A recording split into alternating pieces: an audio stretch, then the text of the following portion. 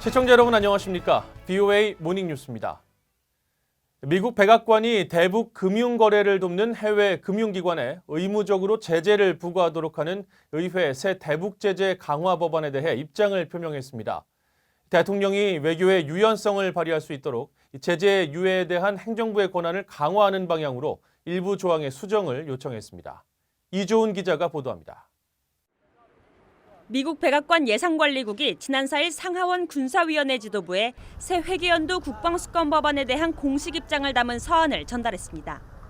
러셀 보우트 백악관 예산관리국장 대행은 서한에서 국방수권 법안에 담긴 조항 중 39개 사안에 대한 입장을 밝히면서 새 대북 제재에 관한 부분도 포함시켰습니다. 지난달 7월 상하원을 통과한 국방수권 법안에 담긴 오토원비어 대북 은행 업무 제한 법안에 관한 겁니다. 브링크 액트 또는 원비어법이라 불리는 이 법안은 북한과 거래하는 개인과 기업의 금융거래를 돕는 해외 금융기관에 세컨더리 보이콧, 즉 제3자 제재를 부과하도록 하는 내용이 핵심입니다. 보우트 국장 대행은 서한에서 트럼프 대통령의 최대 대북 압박 캠페인에 대한 지지에 감사를 표한다며 원비어 법안에 대한 전반적 지지 의사를 표했습니다. 그러나 금융제재 등 의무적으로 부과되는 새 대북 제재 조항이 우려된다며 보다 유연하고 신중한 제재 이행을 위한 수정을 요구했습니다. 그러면서 대통령의 제재 유예 권한을 확대하거나 행정부가 지방정부의 선제 조치를 막을 수 있도록 하는 내용을 넣어 미 외교정책의 우선순위를 방해하지 못하도록 수정할 것을 제안했습니다.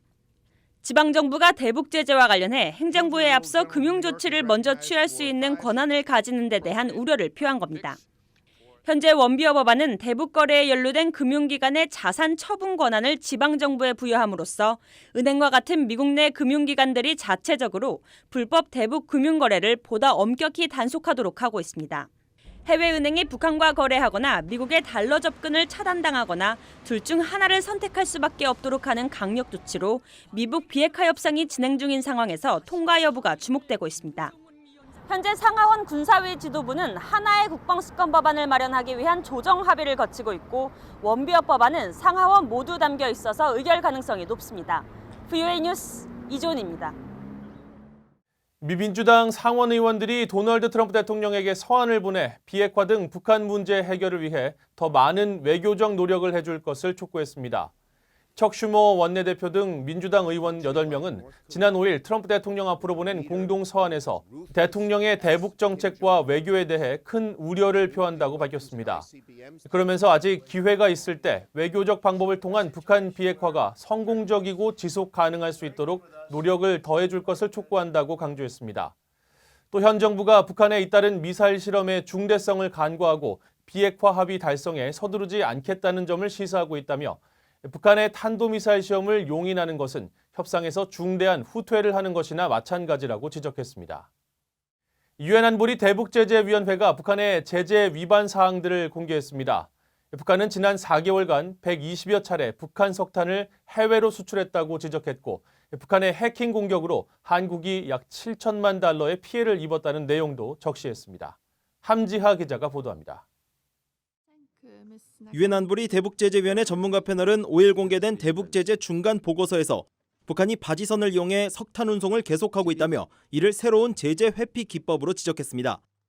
북한 선박들이 남중국해에서 석탄을 부선, 즉 바지선으로 옮겨 싣는 장면과 함께 이후 이들 바지선들이 이 해역에서 멀지 않은 강커우구의 한 항구에서 석탄을 하역하는 모습도 공개됐습니다. 정식 입항이 불가능해 바지선을 이용한다는 겁니다. 북한이 올해 1월부터 4월 사이 최소 127차례에 걸쳐 93만 톤에 달하는 석탄을 수출했다는 구체적인 수치도 담겼습니다. 북한 노동당 39호실 고위 간부를 지낸 리정호 씨는 최근 BOA에 석탄 등 북한의 제재 품목 반출이 증가하고 있다고 밝혔습니다. 북한산 석탄이 중국 남방 지역에 많이 수출되고 있고 금과 수산물을 비롯한 밀수가 늘어나고 있어요. 보고서는 또 지난 2월 남포에서 발견된 베트남 국적 유조선은 싱가포르에서 출항하면서 한국 울산을 목적지로 신고했지만 남포에서 정제유를 하역했다고 밝혔습니다. 지난해 북한산 석탄의 최종 구매자로 지목된 한국 업체 A사가 또 다른 북한산 석탄 수입을 시도해 현재 조사를 받고 있다는 내용도 지적됐습니다. 북한 미술품 거래도 적시돼 지난해 말 평양 방문 후 복귀한 한국 사업가들이 만수대 창작사 미술품을 사오다 압류당한 사실도 포함됐습니다. 한국 정부는 19점의 미술품 중 10점을 압류하고 9점은 다른 나라로 옮겨졌다고 전문가 패널에 통보했습니다. 이런 가운데 한국은 북한의 해킹 공격을 받은 17개 나라 가운데 피해 건수가 10건으로 가장 많은 나라로 꼽혔습니다. 특히 한국의 암호화폐 교환소인 빗썸은 2017년 2월과 7월, 지난해 6월, 올해 3월 등 총 4번의 공격을 받아 최소 6천여만 달러를 잃었습니다. 보고서는 이런 방식으로 북한의 해킹 공격으로 한국이 입은 피해 금액이 7,200만 달러에 달한다고 밝혔습니다. BOA 뉴스 함지아입니다. 한반도로 북상하고 있는 태풍 링링의 영향으로 북한에도 적지 않은 피해가 예상되고 있습니다. 그러나 북한의 재난 대비 상태는 매우 취약한 것으로 나타났습니다. 국제사회는 북한 정부가 과도한 군사비를 주민의 안전체계 구축을 위한 자금으로 돌릴 필요가 있다고 권고하고 있습니다. 김영권 기자가 보도합니다. 유엔 인도주의 업무조정국은 지난 3월 발표한 북한 보고서에서 자연재해를 별도로 편성해 북한의 재난 대비 상태가 매우 취약하다고 경고했습니다. 유엔의 재난 위험관리 순위에서 북한은 세계 191개 나라 가운데 39번째로 대비 상태가 취약하다는 지적입니다. 특히 지난 2004년에서 2018년 사이 가뭄과 홍수 같은 자연재해로 북한 주민 660만 명이 타격을 받았다고 지적했습니다.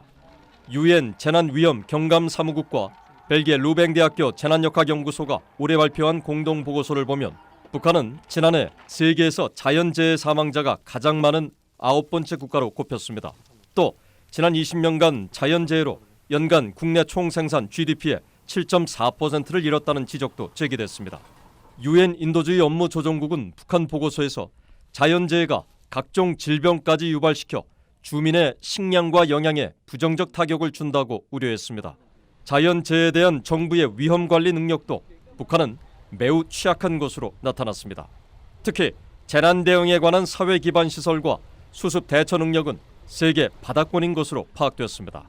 They have not had a lot of early warning system, disaster risk management system. Two, people have to have the ability to move. So, for example, you say, okay, you need to evacuate, go, get in your car, jump on a train, take a bus. They cannot do things like this. 스웨덴 국제개발협력처는 과거 보고서에서 비슷한 문제를 지적하며 북한 정부가 계속 핵무기를 개발하며 국가 자원의 초점을 군사비에 맞춘다면 이런 재난과 인도적 상황이 개선될 여지는 적다고 밝혔습니다. 소바주 전 소장은 북한 정부가 모든 사안을 안보와 직결시키고 있는 만큼 핵 문제와 함께 인도주의와 인권 등 여러 사안을 한 바구니에 담아야 인도주의 사안도 진전이 있을 것이라고 강조했습니다. BOA 뉴스 김영권입니다. 조셉 던포드 미 합참 의장은 최근 몇 년 사이 북한의 핵 역량의 실체적인 변화를 보지 못했고 이에 따라 미국의 억지 전략과 그것이 실패할 경우 대응 방안도 크게 변화했다고 밝혔습니다. 던포드 의장은 5일 미 외교협회 CFR 초청 대담에서 근래 대북 정세 변화에 맞춰 미군의 준비 태세가 어떻게 변했냐는 질문에 이같이 답했습니다. 또 최근 북한과 관련해 미군의 우선순위는 2017년에 시작된 외교적인 경로를 지원하는 것이었다고 전제한 뒤 북한의 공격 억지를 위해 앞서 설계된 한반도 준비 태세는 이후에도 변한 게 없다고 설명했습니다. 미 인도태평양 사령부 작전참모부의 제프리 정보국장은 한반도 조기 경보 체계가 최근 크게 수정됐다고 밝혔습니다. 지난 4일 워싱턴 인근에서 열린 한 세미나에 참석한 크루즈 정보국장은 최근 로버트 에이브럼스 주한미군 사령관과의 회의를 통해 한반도 유사시 대비 전쟁 72시간 전 조기 경보 체계를 3가지 항목에 따라 우선순위를 정해 대폭 수정했다고 밝혔습니다. 공군 중장인 크루즈 정보국장은 정보 과잉의 어려움으로 모든 정보를 제공할 수 없기 때문에 3가지 사안을 우선적으로 경보 체계에 적용하게 됐다고 설명했습니다. 세미나에 참석한 군 정보 당국자들은 정보 과잉에 따른 대비 태세의 어려움을 지적했으며 한일 군사정보보호협정 종료 역시 이런 부담을 가중시킬 것이라고 전문가들은 분석했습니다. 러시아는 유엔 안보리 대북 결의에 따라 자국 내 북한 노동자들을 올해 안에 모두 돌려보내겠다고 북한 주재 러시아 대사가 밝혔습니다. 알렉산드르 마체고라 대사는 5일 러시아 언론과의 인터뷰에서 올해 12월 22일 이후 러시아에는 북한 노동자가 한 명도 없을 것이라며 러시아는 안보리 결의에 따른 의무를 엄격하게 준수하고 있다고 말했습니다. 또 러시아에서 노동 비자를 가지고 일하는 북한 국적자들 수가 이미 많이 줄었다면서 현재 10,000명 미만일 것이라고 설명했습니다. 앞서 러시아는 자국 내 3만 23명의 노동자 가운데 18,533명을 북한으로 돌려보냈다고 밝힌 바 있습니다. 이상으로 VOA 모닝뉴스를 마칩니다. 시청해주신 여러분 고맙습니다.